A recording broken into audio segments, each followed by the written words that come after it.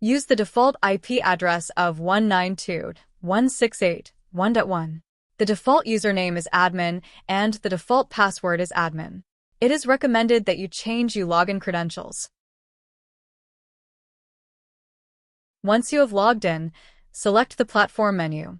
Open the Management menu and select the Networking. Under the Networking menu, select the Local menu and a new window will open. Under IP Configuration, change the name if you desire. This is not required. Change the IPv4 address to your desired management IP address. Change the IPv4 subnet mask to your subnet mask network.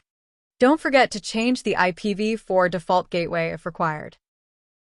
Once all of your settings are complete, select Apply. The management IP address may take a few moments to update. Once you get confirmation, click the OK button and the new address will appear. Log into the radio with your new IP address.